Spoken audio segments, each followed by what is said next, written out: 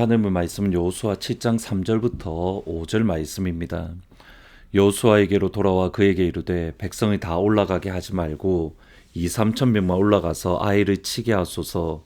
그들은 소수이니 모든 백성을 그리로 보내어 수고롭게 하지 마소서 하므로 백성 중 3천 명쯤 그리로 올라갔다가 아이 사람 앞에서 도망하니 아이 사람이 그들의 36명쯤 쳐 죽이고 성문 앞에서부터 스바림까지 쫓아가 내려가는 비탈에서 쳤으므로 백성의 마음이 녹아 물같이 된지라. 위기는 위험한 순간을 뜻합니다. 동시에 위기는 위험한 순간이 또 다른 기회가 될 수 있다라는 의미이기도 합니다. 근데 이것이 반대로도 가능합니다.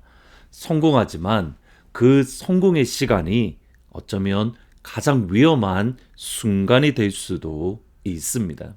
지금 이스라엘이 그렇습니다. 이스라엘은 분명히 성공의 시간을 보내고 있습니다. 가나안 땅의 첫 성인 여리고성을 무너뜨렸습니다. 영적으로 분명히 성공의 시간을 보내고 있고 영적으로 분명히 충만한 시간을 보내고 있습니다. 그런데 그 시간이 이스라엘에게는 가장 위험한 시간이었습니다.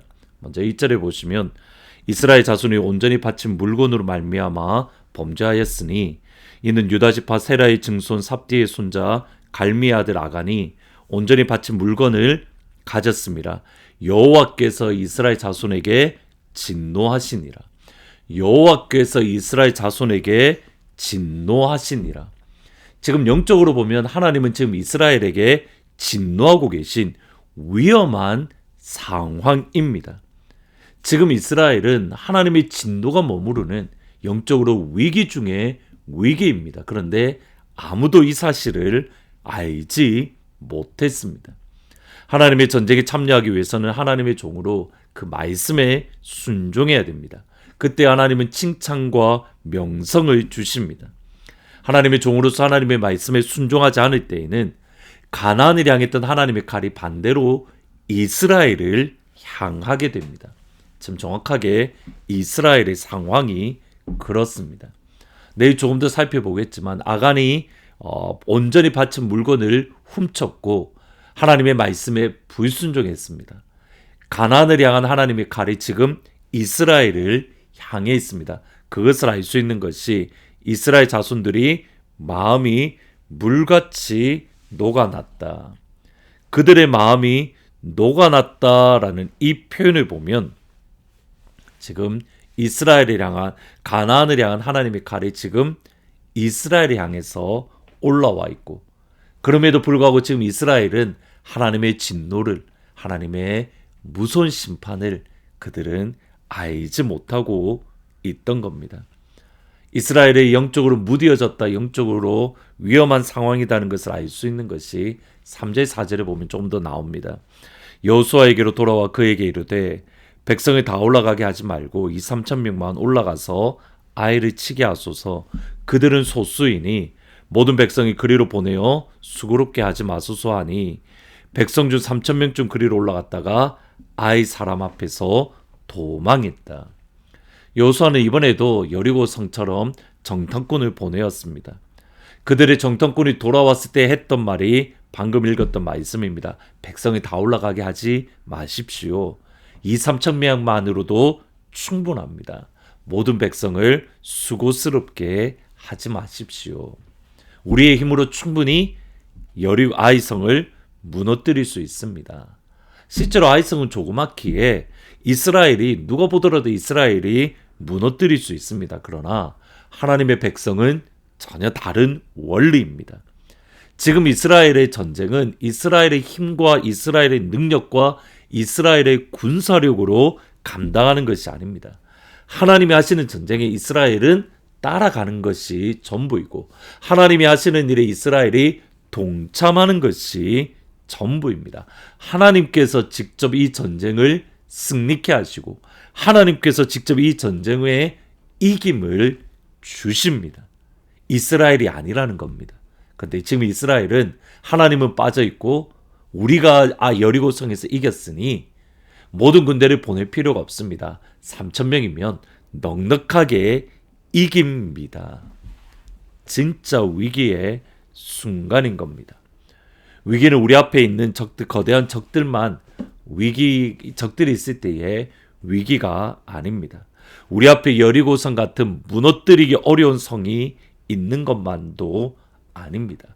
진짜 위기는 우리의 영성이 무뎌지는 것. 진짜 위기는 우리의 영혼이 둔해지는 것. 그들의 영성이 묻어지고 그들의 마음이 묻어졌을 때에 아이성의 전쟁에서 패배했고 그들은 물같이 녹아났습니다. 그러면 무너졌던 영혼, 무뎌진 영혼을 어떻게 다시 회복할 수 있습니까?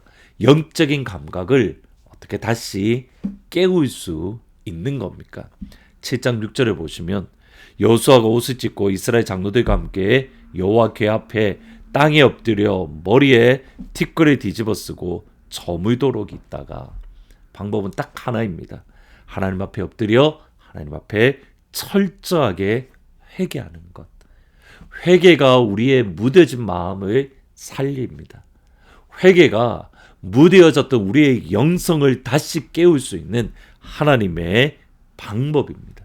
예수님의 보혈로 우리의 영혼을 덮을 때에 비로소 죽었던 영혼이 살아나는 것이고 무뎌졌던 영혼이 깨어나는 것이고 묻어졌던 마음이 살아날 수 있습니다. 그러기에 세례 요한은 이렇게 말합니다. 그때 세례 요한이 이르러 유대 광야에 전파에 이르되 회개하라 천국이 가까웠느니라. 회개하라 천국이 가까웠느니라. 회개할 때 우리의 마음이 다시 살아납니다. 회개할 때 우리의 영혼이 다시 영적인 감각이 살아납니다. 그리고 나서 여기까지 서야 됩니다. 여호수아 7장 10절에 보시면 여호와께서 여호수아에게 이르시되 일어나라. 어찌하여 이렇게 엎드려 있느냐. 회개는 단순히 머리를 숙이고 마음 아파하고 괴로워하고 그 자리에 머무는 것이 회개가 아닙니다. 진짜 회개는 땅에 엎드려서 하나님 나를 용서해 주십시오. 십자가의 보혈로 내 영혼을 뒤덮을 뿐만 아니라 이제는 일어나서 하나님을 위하여 다시 그 자리 그곳에 하나님의 전쟁에 동참하는 것까지 회개입니다. 단순히 우리가 땅에 엎드려 울고 아파하고 예수님의 보혈로 우리를 살려주십시오 간구하는 것을 넘어서 그것이 첫 번째 단계이고 두 번째는 일어나는 것. 일어나라. 어찌하여 이렇게 엎드려 있느냐. 다시 하나님의 전쟁에 동참하는 겁니다. 우리의 마음과 우리의 영혼이 무뎌졌는지 한번 이 시간 다시 한번 점검해 보시고 하나님 예수님의 보혈로 내 영혼과 내 마음이 살려주시고 다시 그 자리 그곳에 내 주여 내 발 붙드사 그곳에 서게 하소서. 그 자리 그곳에서는 귀한 주의 성도들이 다 될 수 있기를 주님의 보혈로 우리 영혼을 사로잡을 뿐만 아니라 다시 그 자리 그곳에서는 복된 하루가 될 수 있기를 주님의 이름으로 축복합니다. 기도하십니다. 주님, 우리의 영혼이 무뎌지진 않는지 우리의 마음이 무뎌지진 않았는지 다시 한번 되돌아보게 하시고 우리의 무뎌진 영성을 다시 한번 깨워주시며 살려주옵소서. 그리고 하나님 계속해서 앉아있는 것이 아니라 주께서 우리 영혼을 살려주셨기에 그 자리 그곳에서는 내 주여 내 발 붙드사 그곳에 서게 하소서. 다시 주께서 나를 부르신 부름의 자리에 설 수 있도록 축복하여 주옵소서. 예수님의 은혜를 치유하십니다. 예수님이 지영자매를 치유하십니다. 예수님이 엔젤을 치유하십니다. 예수님이 백운주 집사님을 치유합니다. 예수님이 이금래 권사님을 치유하십니다. 그 예수의 이름의 능력이 우리 안에 살아 움직일 수 있도록 하나님 특별히 2025년 도약이라는 주제로 나아갑니다. 주님을 향하여 달려가는 주님을 향하여 뛰어가는 그 자리에 설 수 있도록 살아가는 모든 주의 성도들을 붙잡아 주옵소서. 예수님의 이름으로 기도합니다. 아멘. 주님께서 우리 영혼을 살려주시고 그때에 내 주여 내 발 붙드사 그곳에 서게 하소서.